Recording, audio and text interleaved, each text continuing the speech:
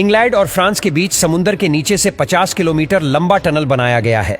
उस टनल को बनाते समय जरा सा भी पानी का लीकेज होता तो सारा समुद्र का पानी टनल में घुस जाता, सब कुछ तहस नहस हो जाता और किसी भी शख्स की बॉडी ढूंढनी मुश्किल हो जाती।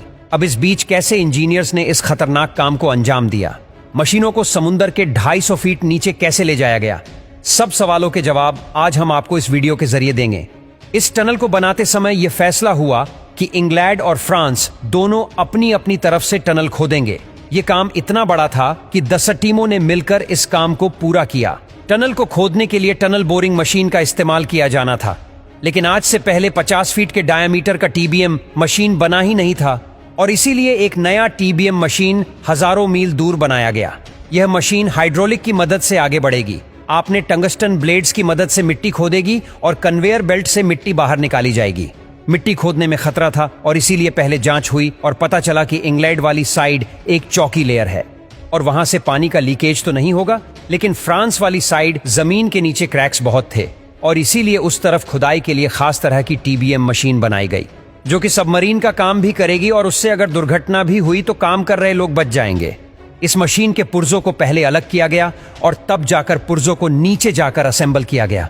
2 साल तक लगातार वो खुदाई करते गए, लेकिन यहाँ खुदाई के समय ढीली जमीन को सील करना बहुत जरूरी था, क्योंकि अगर समुद्र के पानी ने रास्ता बना लिया तो तबाही मच जाएगी और इसीलिए टनल के साइज के गोलाकार कंक्रीट स्लैब को टनल में फिट कर दिया जा रहा था।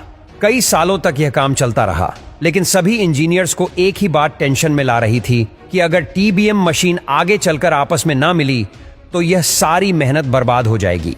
इस प्रॉब्लम से बचने के लिए लेजर बीम गाइडेंस सिस्टम का इस्तेमाल किया गया। इसमें दोनों मशीन से एक दूसरे के साथ लेजर बीम के जरिए कनेक्ट थी और लेजर मार्कर पोजीशन चेक करी जाती थी। अगर किसी भी मशीन की डायरेक्शन जरा सी भी चेंज हो तो दूसरी मशीन खुद ब खुद इसके साथ ही अलाइन हो जाती थी।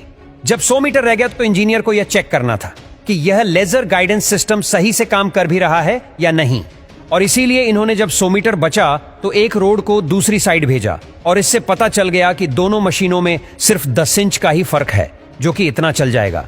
अब यहाँ पर 50 फीट के डायामीटर की मशीन थी और कंक्रीट स्लैब लगने के बाद टनल का डायामीटर सिर्फ 46 फीट ही रह गया था। अब इसका यह मतलब हुआ कि मशीन को ऐसे ही बाहर नहीं ले जाया जा सकता। मशीन को डिसअसेंबल करके भी प्रॉब्लम का सॉल्यूशन नहीं मिल रहा था, क्योंकि मशीन को डिसअसेंबल करने का खर्चा नई मशीन खरीदने से भी ज्यादा आ रहा था और इसीलिए दोनों में से पहले तो एक मशीन का मैकेनिकल सुसाइड करवाया गया, यानी कि उसे नीचे की तरफ भेजकर हमेशा के लिए दफन कर दिया गया। और उसके बाद दूसरी वाली मशीन ने बाकी का काम खत्म कर दिया और उसके बाद दूसरी वाली टीबीएम को डिसअसेंबल करके वापस टनल से बाहर ले जाया गया और इस तरह दोनों कंट्री को 13,000 सालों बाद टनल के जरिए जोड़ा गया। इस प्रोजेक्ट में उस समय $12 बिलियन का खर्चा आया था और इतने पैसों में 8 एंटीलिया अपार्टमेंट और 10 बुर्ज खलीफा बनाए जा सकते थे। आपको इंजीनियर्स की यह कारीगरी कैसी लगी कमेंट करके हमें जरूर बताएं और इस वीडियो को लाइक करके चैनल को सब्सक्राइब जरूर कर दें।